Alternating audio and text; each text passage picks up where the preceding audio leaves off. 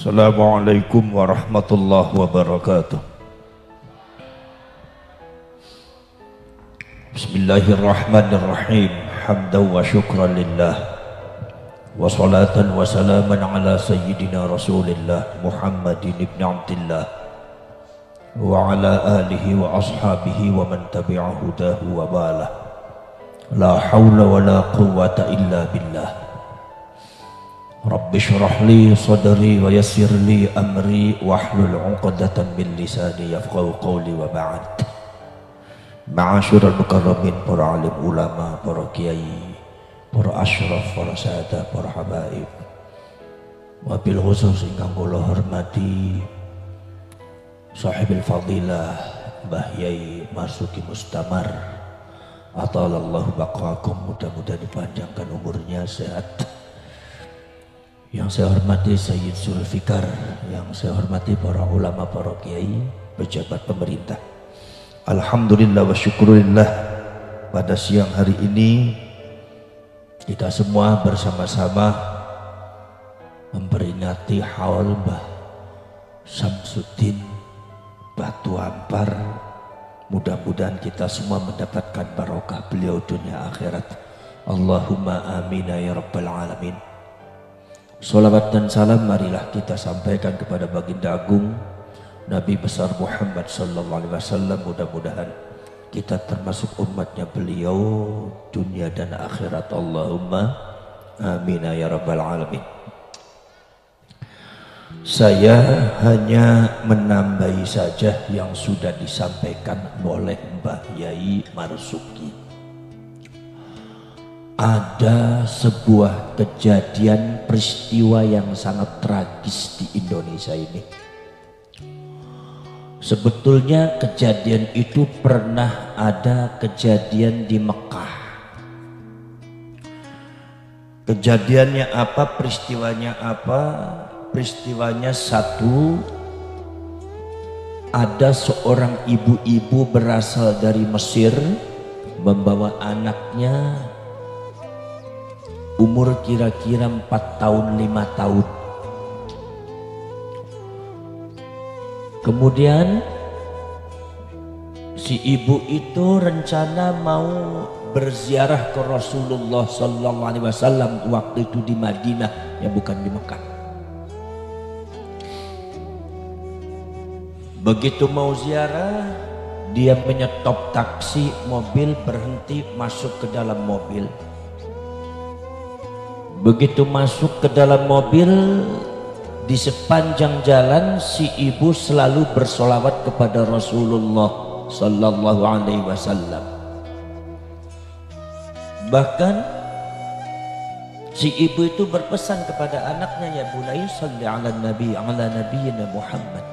Kamu bersolawatlah nak kepada Nabi Muhammad, kita ini mau berziarah kepada beliau. Akhirnya si anak itu ikut bersolawat. Rupanya si supirnya itu Wahabi. Akhirnya bertanya kepada si ibu, "Bu,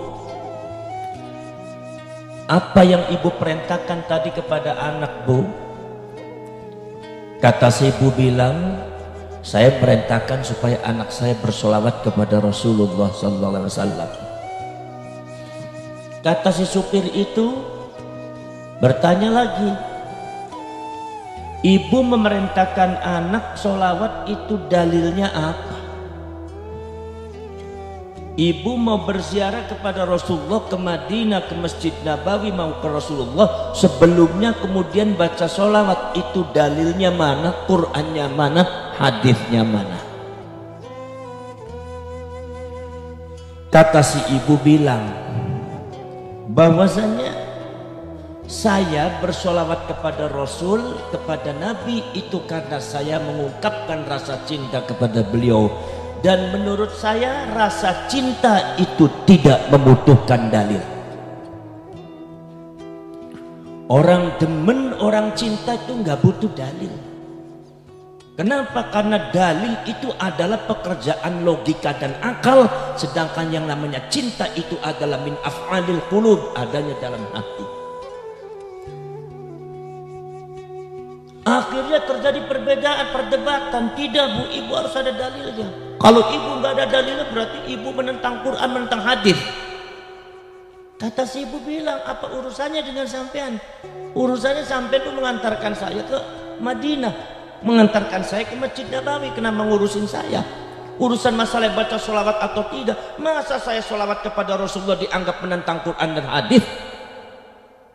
Ya enggak, pokoknya ibu kalau banget tuh. Kata si ibunya bilang, nak tetap baca sholawat, nak jangan turuti orang itu. Baca sholawat, si supirnya malah marah. Kalau begitu ibu namanya kafir. Ibu kafir, ibu berarti memerintah anaknya untuk kafir, berarti anaknya ibu kalau melaksanakan kafir. Si anaknya ikut bersolawat, kata si supir bilang, dasar anak kafir. Dan kejadian tragis itu terjadi. Setelah itu kemudian tiba-tiba terjadi perdebatan, pertengkaran. Tiba-tiba mobilnya diberhentikan di pinggir jalan. Begitu di mobilnya diberhentikan di pinggir jalan, kemudian si sopir itu kemudian menyuruh ibu itu keluar dan mau berbuat yang tidak baik, mau memukul ibu. Akhirnya si ibu ditutup pintunya, pintu mobilnya, didobrak, dipukul pakai batu, kaca mobilnya sampai pecah, ibunya diseret, anaknya diseret, sambil berteriak Allahu Akbar, Allahu Akbar, kafir, kafir, kafir. Itu anaknya namanya Ibrahim. Itu anak umur 4 tahun disembelih di depan ibunya karena sudah dianggap kafir. Ini bahayanya Wahabi seperti ini. Bahayanya doktrin sesat. Saudara-saudara sekalian, ini terjadi di Mekah. Sekarang ada lagi saudara-saudara sekalian yang terjadi di Indramayu, tetangga saya, termasuk saudara-saudara itu masih ada hubungan saudara saya. Namanya Kyai Fariduddin. Itu terjadinya adalah tahun kemarin. Beliau termasuk pengurus Jam'iyah Ahli Tariqah Al-Mu'tabarah Nahdlatul Ulama Jakman, termasuk ketuanya. Beliau tarekat-tarekatnya adalah tarekat Syadziliyah, Imam Abdul Hasan Asy-Syadzili, ngambil tarekat dari Aba Lutfi. Saudara-saudara sekalian, ada cerita yang sangat tragis. Ternyata itu sudah terjadi di Indonesia. Subhanallah, saudara-saudara sekalian, tiba-tiba ba'dal maghrib ada seorang yang datang ke rumahnya Kyai Farid. Ini makanya saya minta kepada orang-orang Pamekasan harus jaga itu kiai, dibentengi itu kiai, apalagi semacam Baye Mustamar ini harus dibentengi. Saudara-saudara kalian, begitu datang kebenaran, kebetulan saya tidak mau mengatakan semuanya, kebetulan yang datang itu jenggotnya panjang, celananya cingkrang. Langsung assalamualaikum, waalaikumsalam, belum dipersilakan udah masuk. Kebetulan di rumahnya Kyai Farid itu adanya ibu nyaitnya. Kyai Faridnya lagi wirid Thariqah Syadziliyah di masjid bersama jamaah. Akhirnya saudara-saudara sekalian, si orang itu bertanya, Bu, ya, mau ketemu dengan Pak Kyai, Pak Kyai ini ada apa tidak? Kata ibunya, oh iya, Pak Kyainya lagi wirid Thariqah, ada di masjid. Itu saudara-saudara sekalian, ibunya yang lagi bawa anaknya umur 7 bulan. Itu si tamu itu ternyata rupanya Wahabi. Itu tidak banyak bicara apa-apa, langsung kemudian dia menyelinap keluar dari ruang tamu. Begitu kembali lagi langsung menebaskan goloknya. Ibunya ini dibacoti seperti hanya bacoti ayam, sambil berteriak Allah Akbar kafir, Allah Akbar kafir, Allah Akbar kafir.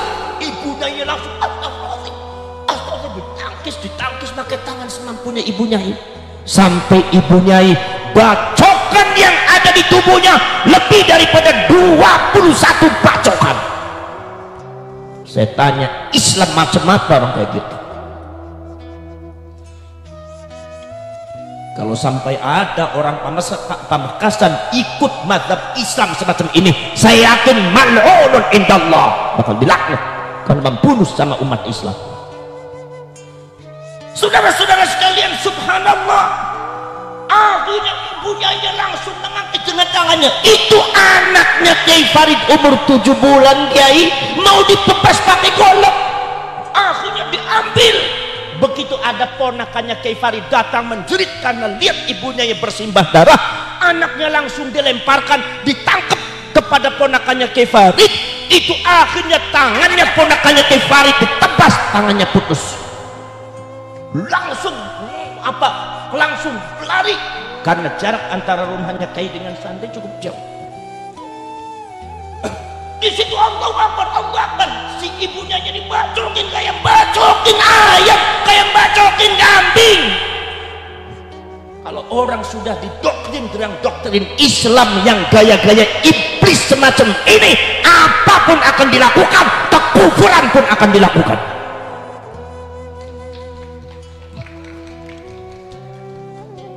Saudara-saudara sekalian, ini saudara-saudara sekalian, makanya saudara-saudara sekalian, subhanallah, bukan saja mencaci maki para ulama, bukan saja menjelek-jelekkan mazhabnya Kiai, bukan saja meremehkan para ulama, para Kiai NU, bukan sekedar juga menginjak-injak Nahdlatul Ulama, tapi ini sudah arah ke pembunuhan terhadap para ulama NU.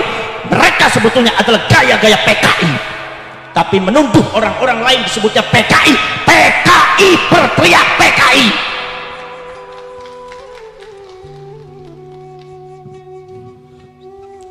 Kenapa ente melotot sama saya? Jangan melotot-melotot kayak gitu. Saudara-saudara sekalian, itu akhirnya saudara-saudara sekalian, saya tahu sendiri.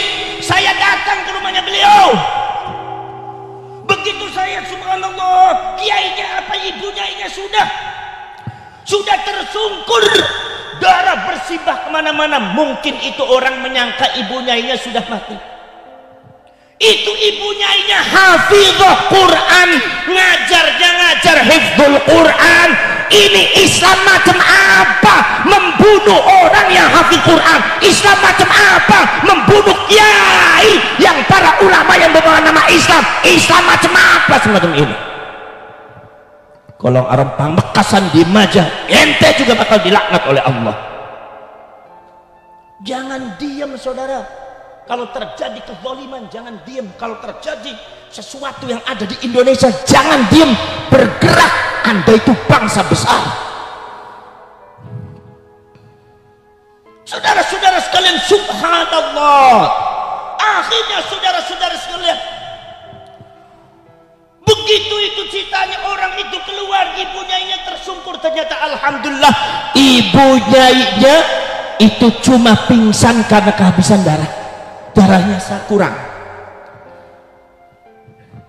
Waktu saya datang ke situ, begitu ada kabar saya langsung datang ke rumahnya. Ibu-ibunya saudara sekalian, tangannya saja, di tangannya ada 11 bacokan, jari-jarinya putus semua. Itu jari-jarinya ibunya dibacok kayak bacok ayam. Allah berkafir, Allah berkafir. 10 jari-jari putus semua, dikasih pen disambung. Saya tanya kepada saudara, ini Islam apa PKI? Islam apa PKI? Orang Pamekasan ini kurang tegas dalam masalah itu. Islam apa PKI? PKI apa Islam? Model begini membawa nama bendera Islam, hancur Islam guys. Subhanallah, pantesan orang Yahudi menyukai itu mazhab Islam semacam ini. Subhanallah, saudara-saudara sekalian. Akhirnya pada waktu saya datang ke situ, ibunya itu tangannya tebus semua. Dia bilang sama saya, Gus, ini tangannya, jarinya putus semua Gus, ini sudah disambung sama pen. Di kepalanya, dibacok kepalanya ada 6 bacokan. 1 bacokan yang sebelah kiri itu mengangak terbuka. Makanya ibunya tidak begitu konsentrasi. Kalau ngomong masih agak ngawur. Kenapa? Sebab sudah mengenai syaraf. Kalau ada apa-apa sama ibunya sampai kesadarannya hilang, sebagai dia adalah sebagai gudang daripada Quran, mengajari anak santrinya hifdzul Quran, ngajari Quran, ini orang mal'un indallah, bakal dilaknat kepada Allah Subhanahu wa taala. Luar biasa ini, subhanallah. Orang semacam ini diikuti orang zaman sekarang. Gimana Kiai? Ya menjual takbir katanya itu. Saudara-saudara sekalian, subhanallah, saya ke sana itu Bu, itu kepalanya itu ada 6 bacokan Kiai, yang satunya menganga Kiai. Ibunya ini enggak begitu sadar kalau ngomong, karena mungkin sarafnya kena. Subhanallah, ini orang hafidz Quran diperlakukan seperti ini. Saudara-saudara sekalian, sampai akhirnya saudara-saudara sekalian, akhirnya orang itu keluar dari rumahnya ibunya dibiarkan bersimbah darah. Itu ceritanya dianya langsung mengejar Kiai Farid. Itu Kiai Faridnya lagi ada di masjid Birit Toreko Syadiliyah. Dia langsung membawa golok datang masuk ke masjid. Itu semua jamaah ditendang, diterobos. Dia bilang Allahu Akbar, Allahu Akbar, Kiai Farid kafir. Kiai Faridnya langsung ditekap dengan tangannya. Itu lehernya digorok pakai golok, digorok pakai celurit Pak. Allahu Akbar kafir, Allahu Akbar kafir, Allahu Akbar kafir. Seperti gorok kambing. Subhanallah. Ini orang macam apa ini di Indonesia ini? Likulli sakit lakit, ada barang yang jatuh mesti ada yang mungut ya. Subhanallah, luar biasa saudara-saudara sekalian. Akhirnya saudara-saudara sekalian, di sini saudara-saudara sekalian, begitu saya datang, begitu lihat Kiai Farid, ternyata di sininya ada gorokannya ada 9 gorokan. Untung Allah masih menyelamatkan beliau. Itu golok tajam Kiai Farid digorok 9 kali enggak mempan. Ini saudara-saudara sekalian. Makanya saudara-saudara di sini kebijakan, kearifan, akhlakul kalimah yang diwariskan oleh Rasulullah, yang diterima oleh masyarakat Indonesia Nusantara, ini dihabisi oleh orang-orang yang tidak bertanggung jawab, dihabisi oleh orang-orang yang zalim. Maka saya katakan, siapapun yang melawan NU zalim, siapapun yang niat menghancurkan NU zalim. Dan saya yakin menghadapi NU tidak akan menang.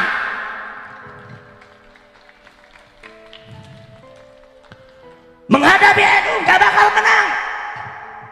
Saudara-saudara sekalian, itu saudara-saudara sekalian. Maka dari itu kita semua masyarakat Pamekasan hati-hati terhadap mazhab yang semacam itu. Di antaranya saudara-saudara sekalian, pada waktu zaman dulu terjadi pembantaian ulama, termasuk yang ada di Irak, termasuk yang ada di Taif, yang seperti Mbah Yai itu tadi disebutkan. Dan di mana-mana terjadi pertempuran saling mengkafirkan. Kenapa Afghanistan negaranya hancur? Karena antar umat Islam saling mengkafirkan. Kenapa Libya hancur? Karena umat Islam saling mengkafirkan. Karena yang datang semuanya Wahabi, sebelah sini Wahabi, sebelah sini Wahabi. Ada yang menyatakan dirinya adalah jundullah, pasukan Allah, yang dirinya mengatakan laskarullah, ini laskarnya Allah. Kata jundullah mengatakan laskar Allah kafir, kata laskar Allah mengatakan jundullah munafik. Perang membunuh antar umat Islam. Hancur itu Yaman, hancur itu Libya, hancur itu Syria, hancur itu Afghanistan, hancur itu Jordan, hancur itu Mesir. Saudara-saudara sekalian, kita lihat negara Islam di mana-mana hancur, sampai kita malu. Begitu ada terjadi perperangan yang ada di Syria, orang Islam banyak minggat, larinya kemana? Kena ke Eropa. Mereka lebih aman, lebih tenang hidup di Eropa. Katanya Islam ini adalah agama yang bisa mengamankan, tapi nyatanya belum bisa menjamin umat Islam. Kenapa? Karena umat Islamnya tidak bisa mengejawantakan agama yang sebenarnya. Karena umat Islamnya tidak bisa menerjemahkan bagaimana doktrin ajaran Islam sebenarnya. Disinilah Nahdlatul Ulama muncul adalah sebagai alternatif dunia internasional, bahwa inilah Islam yang sebenarnya. Kalau seumpama Said Qutb memiliki kitab maka Nahdlatul Ulama mengatakan ini adalah Ahlus Sunnah wal Jamaah. Saudara-saudara sekalian, Anda sekalian ikut NU tidak usah khawatir tidak menang, pasti menang. Karena yang memenangkan NU bukan kiai, bukan ulama, bukan pemerintah. yang memenangkan NU adalah Allah Subhanahu wa Ta'ala. Saudara-saudara sekalian, ada karomah yang tadi dituturkan oleh Mbah Yai Marzuki. Al ulama warasatul anbiya, ulama itu pewarisnya para nabi. Ulama itu pewarisnya para nabi. Kata Al-Imam Ahmad An-Naqsyabandi, seorang ulama besar mazhab Thariqah Naqsyabandiyah, kitab yang terkenal Al-Jami'ul Usul fil Awliya, mengatakan min jihatil khususiyah, bahwasanya ulama mewarisi nabi bukan sekedar dari apanya, tetapi dari segi khususiyahnya. Khususnya apa? Orang pada waktu zaman dahulu yang disebut dengan al-insanul mukhtar, manusia yang dipilih oleh Allah Subhanahu wa Ta'ala, tidak semuanya bisa jadi nabi, tidak semuanya dipilih oleh Allah, maka dijadikan nabi, diberikan oleh Allah Subhanahu wa Ta'ala apa yang disebut dengan khususiyatun nubuwah, keistimewaan kenabian. Ini adalah tidak semua Allah memberikan kepada seluruh manusia, hanya manusia yang dipilih oleh Allah Subhanahu wa Ta'ala. Dari khususiyatun nubuwah turun jauharatun nubuwah, mutiara-mutiara kenabian. Dari jauharatun nubuwah turun apa yang disebut dengan at-ta'alimul ilahiyah, pelajaran langsung dari Allah Subhanahu wa Ta'ala, atau yang disebut juga khirqatus sufiyah, al-khirqatus syarifah, keluar biasaan, yaitu keistimewaan. Kalau seumpama keluar dari para nabi dan para rasul disebut mukjizat, kalau keluar dari para ulama disebutnya karomah. Makanya para nabi, para rasul punya mukjizat, mukjizat yang tidak boleh masuk akal, mukjizat yang luar biasa, di luar batas akal manusia. Kenapa? Ini maksudnya apa? Karena khususiyatun nubuwah ini membuahkan apa yang disebut oleh Imam Ahmad, nusratum minallah, pertolongan dari Allah. Orang berjuang untuk Allah Subhanahu wa Ta'ala, para nabi rasul diutus oleh Allah, dipilih oleh Allah, itu membuahkan pertolongan dari Allah. Dimanapun kapanpun rasul pasti menang, nggak boleh kalah rasul. Nabi Adam itu mondok sama Allah itu lahzatan yasiratan, baru sebentar aja. Tapi Bapak Jenderal Profesor Dr. Iblis itu mondok kepada Allah ratusan juta tahun. Ketika iblis sombong meremehkan Nabi Adam, kezaliman terjadi, maka Nabi Adam sebagai nabi memiliki khususiyatun nubuwah, diberikan oleh Allah keistimewaan kenabian. Walaupun Nabi Adam usianya lebih muda, walaupun Nabi Adam mengaji sama Allah cuma sebentar saja, tapi Nabi Adam memiliki nusratum minallah, pertolongan dari Allah untuk melawan iblis. Adam harus menang, iblis harus kalah. Itu kehendak Allah. Allah yang menghajar iblis, Allah yang membungkam iblis. Wa 'allama Adam al-asma'a kullaha. Al-Imam Jalaluddin Abdurrahman As-Suyuti mengatakan, ailahdzatan yasiratan, Nabi Adam mondoknya cuma sebentar, tapi 'allama Adam al-asma'a kullaha, dapatnya semua ilmu dapat. Tapi iblis mondok ratusan juta tahun, tidak semua ilmu dapat. Summa ardhum 'alal malaikah, ditonton di depan para malaikat. Nabi Adam dengan iblis diadu keilmuan, iblisnya kalah. Kenapa? Karena iblis harus kalah. Kenapa? Karena Nabi Adam harus menang. Karena Nabi Adam memegang khususiyatun nubuwah. Ini supaya Anda ngerti, NU kapan saja, di mana saja pasti menang. Dulu ente kira HTI hebat, HTI lawan NU keok. Dulu ente mengatakan FPI hebat, FPI ngadep NU hancur. Dulu siapa lagi yang mau melawan NU? Hancur. Sebab hakikatnya yang menghancurkan adalah Allah Subhanahu wa Ta'ala. Itu kehebatan ulama NU. Betul lah betul. Betul lah betul. Betul lah betul. Jadi orang penakut amat Pamekasan. Mumpung ada orang Cirebon nih. Nih, kayak Marzuki Mustamar juga termasuk keturunan Banten, masih saudara sama saya baru tahu tuh. Saya pantesan ceplok-ceplok nih gayanya gaya Banten, dia Cirebon ini. Ini jangan macam-macam dibacok, nggak mempan ini. Sebab senyum terus, kayak senyum terus, jadi kalau orang mau bacok nggak jadi nggak mempan. Gitu.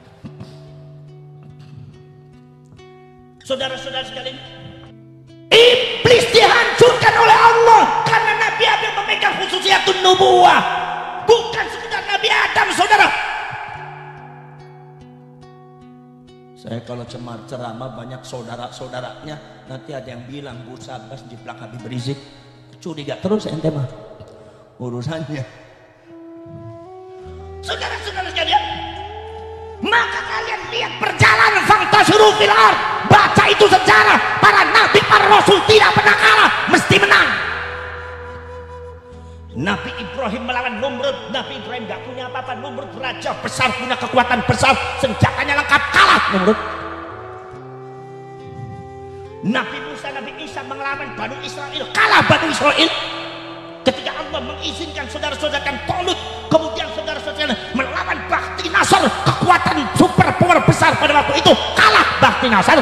Nabi Musa dengan Nabi Harun diperintah oleh Allah Subhanahu wa taala, ya Musa, idhab ila fir'auna indahu tagha faqul hal laka ila an tazakka wa ahdika ila rabbika fatakhsha.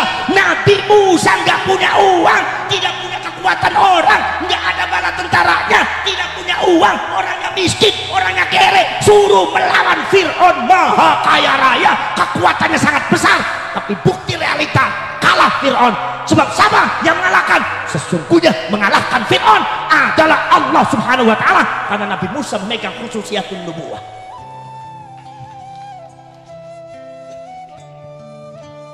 Termasuk Nabi kita semua, saudara-saudara kalian, Nabi kita semua, Nabi Muhammad sallallahu alaihi wasallam, perang apa saja menang. Ada perang Badar, Nabi Muhammad kekuatannya cuma 3.000 orang, tidak punya senjata yang lengkap. Paling-paling yang bawa kuda cuma 12 orang, yang bawa panah paling-paling cuma 20 orang, paling-paling juga yang bawa tombak paling-paling 11 orang. 3.000 orang semua, kebanyakan jalan kaki, paling senjatanya batu, melawan 30.000 orang, 10 kali lipat senjata lengkap. Tapi Nabi Muhammad harus menang, makanya menang, nggak boleh kalah.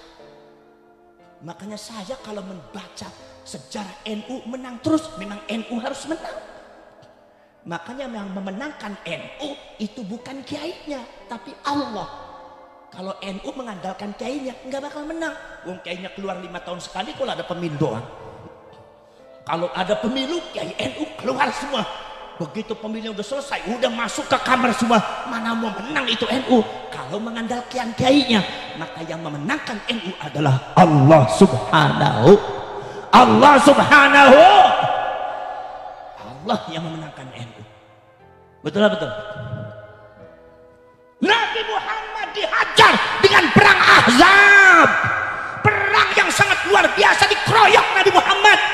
Nabi Muhammad menang. Perang Hunain menang. Perang Khaybar, Nabi Muhammad berjalan dari Madinah sampai ke tanah Khaybar, saudara-saudara sekalian, itu lebih daripada 4 bulan. Pasukannya banyak yang terkapar di tengah jalan, sudah tenaganya sisa, senjatanya nggak lengkap. Yang dilawan orang Yahudi termasuk pasukan Roma, senjatanya lengkap. Ya Nabi Muhammad harus menang, nggak boleh kalah. Lah sampai harus tahu ini nusratu minallah. Makanya ada sebuah perjanjian pada waktu zamanul arwah. Wa id akhadallahu mitsaqan nabiyyin lama ataitukum min kitabi wa hikmah thumma ja'akum rasulun musaddiqun lima ma'akum la tu'minunna bihi wa la tansurunna. Ini janji Allah Subhanahu wa taala yang diberikan kepada para nabi para rasul. Sumpahnya para nabi para rasul di depan Allah Subhanahu wa taala pada waktu nabi rasul masih zamanul arwah. Nomor pertama harus beriman kepada Rasulullah. Nomor 2 harus menolong Rasulullah, karena nusratu minallah adalah sesuatu yang lazim didapatkan oleh para nabi dan para rasul, khususnya kanjeng Nabi.